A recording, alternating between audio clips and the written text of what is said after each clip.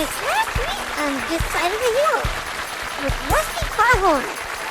Roy Parker and his feral horse, and tonight's special guest is Holiness Pope Benedict XVI. Now here's your host, Rusty Carhorn.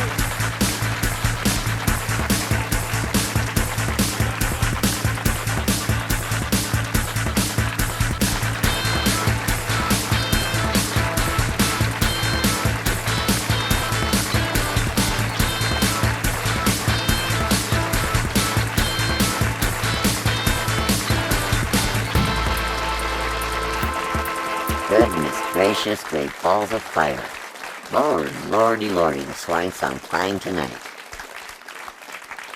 Molly.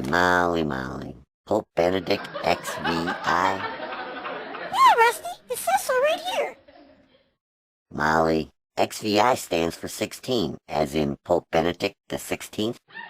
Oh, XVI is Catholic for 16? God bless you, Molly. Yes, XVI is Catholic for 16. Well, folks, today's show is an historic one. For the first time in talk show history, the Pope will be a guest. As you can see, the Holy Father is just now arriving at our studio. So we're going to take a short break and be right back with Pope Benedict XVI.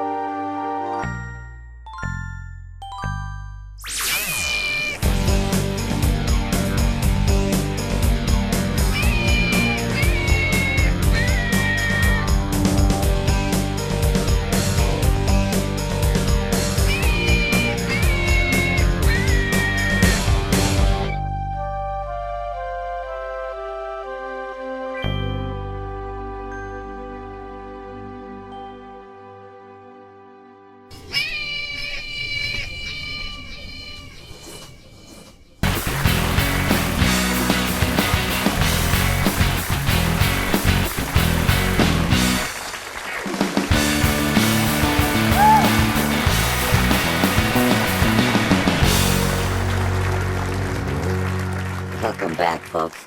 I'm so excited. This is the most incredible moment of my career. But before we go any further, I just want to say to my mocking and ignorant friends and family, and especially to all the girls who would not date me, sit on this and rotate. And now, without further ado, the successor of St. Peter, the Prince of the Apostles, the Bishop of Rome, and the Vicar of Christ, known to his mother as Georgie Mario Bergoglio, a.k.a. Francis to his friends, which includes you and me, and one heck of a nice guy, His Holiness Pope Benedict the 16th.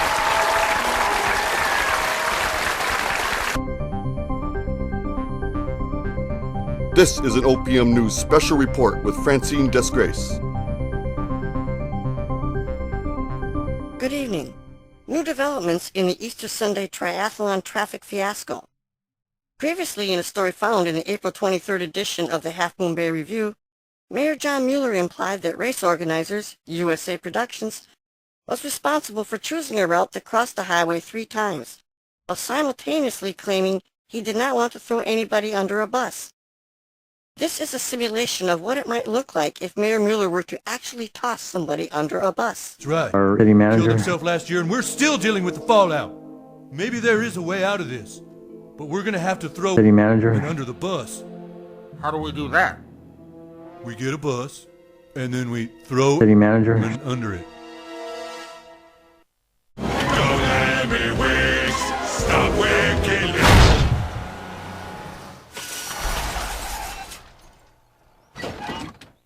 What the hell happened? Oh God, he killed himself! City manager. He killed himself, did you see that? Oh, why would he do?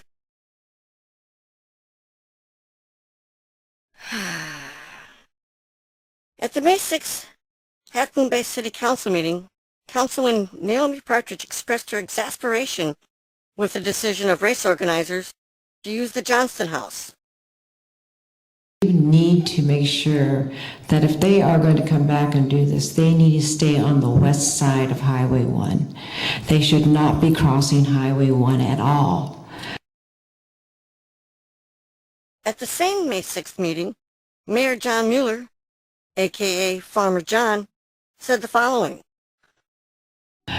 Then the event went off, and unfortunately it did cause some pretty major delays for our residents, and it was a situation that, as I said, will never happen again as long as I'm here, and I think the rest of us. We at OPM News have new information indicating that maybe Mayor Mueller should have tossed himself under that proverbial bus. In a February 23rd email disclosed through a citizen PR request, and which has been exclusively obtained by OPM News, race organizers state the following. After talks with John Mueller, it looks like we now have a home for the finish of the race, in parentheses, Johnston House. This backs up assertions made by race organizers that they had other routes in mind which did not require crossing Highway 1. In an April 24th news article written by Mark Foyer, race organizer Ray Coelho said, I had different bike routes and different endings. The city liked the Johnston House. Stay tuned to OPM News for further developments on this fast-evolving story. Now back to This Side of the Hill with Rusty Foghorn. This has been an OPM News special report. We now return you to our regular programming already in progress.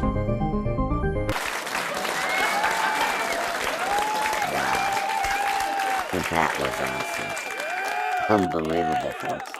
The Pope responding to my questions as if he were one of us. Wow, not only does the man have a direct line to God, he's honest. What did you think, Molly? Did you catch the part about legitimate wealth redistribution? Sounds like Russian for Bolshevism to me, Rusty. Yeah, it does sound like Bolshevism, Molly. And the meek shall inherit the earth.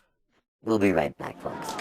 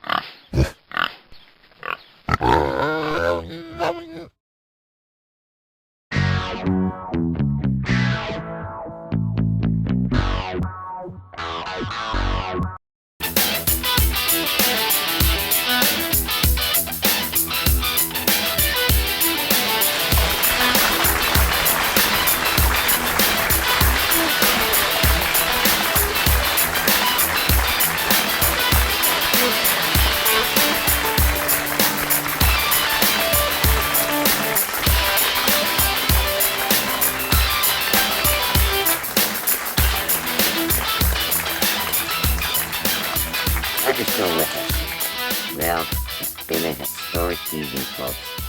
One that I will remember for the rest of my life. Interviewing Pope Francis, Benedict, or whatever the guy's name was, has been the highlight of my career. Now that His Holiness has left the building, the network has instructed me to humble myself before we sign off. Rusty, there's something you should know about the interview. Not now, Molly. I need to deal with some unpleasantness. Folks, thousands of you called in and sent mail asking why the This Side of the Hill show wasn't broadcast. I thought you got fired for walking off the show, Rusty. You should be so lucky, Molly. I was reprimanded by the network brass for uttering profanity in prime time with a one-show suspension. Uttering profanity in prime time. Give me a break. I mean, come on, girl. I was ordering my second beer at the San Benito when I saw you guys replay the dang clip where my crack staff, for some reason, didn't bleep out my spontaneously uttered explicative. Thus, the suit from the network over there with the censor button. I think it's your own fault, Rusty. You said a no-no. Yes, Molly, I did. I said a no-no. What do you want me to do? Confess my sin and ask for forgiveness? Anyhow, only the Lord and the network CEO knows why. Let's show everybody my no-no. Yeah. Okay. Well, here's the thing. I ain't shoveling that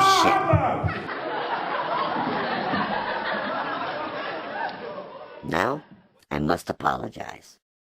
I am sorry for the sloppy work of my staff, who somehow managed not to bleep the word, now get ready, Mr. Censor, before they replayed a clip that shouldn't have been recorded in the first place. Gosh, Rusty, you sure did let him have it that night. What happened at your meeting with the bosses? I'd love to tell you, Molly, but then I'd have to kill you. A non-disclosure agreement has been signed. We are to never speak of this again. Now that that is done, folks, I'm going to go home, sit back with a 40-ounce Mickey's, and watch the replay of my interview with the Pope. Mr. Censor? You should get ready. Rusty, we tried to tell you earlier. The network preempted your interview with breaking news coverage of Farmer John tossing the city manager under a bus. What? Preempted me? And the Pope? Yeah, and it was a really interesting story, too. I watched it on my iPhone while you were hobnobbing with the Pope. You're jerking my chain, right? No, it was really funny. We even had a cartoon of Farmer John tossing the city manager under a bus. No way. I mean, no way in hell they would interrupt my interview with the Pope for a story about Farmer John and some goddamn cartoon. They did, Rusty. Son of a bitch! Somebody call my agent. This is unbelievable. They preempted my historic interview with Pope Francis. I thought he was Pope Benedict XVI, Rusty. Pope Schmope, Molly. He's the Vicar of Christ. And those bastards preempt my interview so that beach blonde bimbo wannabe Discassi can babble about a pumpkin humper? Take a deep breath and settle down, Rusty. Floyd, why don't you and your three little piggies take this to all the way home? Like now, please. Thanks for watching, folks. The Hatfield City Council meeting is coming up next. Stick around, because you never know when somebody might get tossed under a bus. Good night, everybody!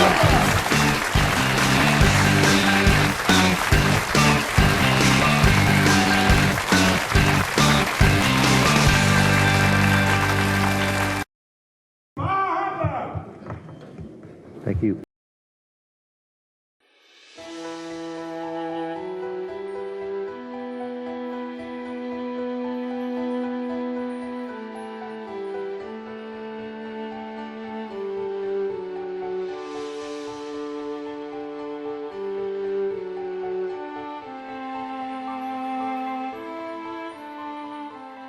Hello, I am Percy Lepuru. Every day thousands of helpless animals are abused by their owners. They are systematically dressed up in humiliating costumes for the sole purpose of amusing the people who claim to love them. They are often exploited by photographing or videotaping these poor creatures and then shown on the internet, further adding to their embarrassment and horror. We are trying to stop these terrible obscenities, but we need your help. We are about to burn this pet costume factory to the ground. I bet you're asking yourself, how can I help? Well, it is very easy. For less than $1 a day you can help us pay our travel expenses as we travel the world destroying the very source of this horrific and abusive trade. These photos just make my stomach turn. As special offer, if you act now, we will send you a photo of the animal you are saving dressed in one of these horrific costumes. Just think, if you are lucky, this poor creature may send you a letter thanking you for your generosity. Call now or log in at the number or website shown on your screen. You will be able to sleep tonight knowing one less of God's little creatures is safe from this nightmare. Act now to receive your hilarious photo of an abused pet to show your friends. Remember, only you can make the difference. Call now, before it is too late. Hey! When I like this, everybody run!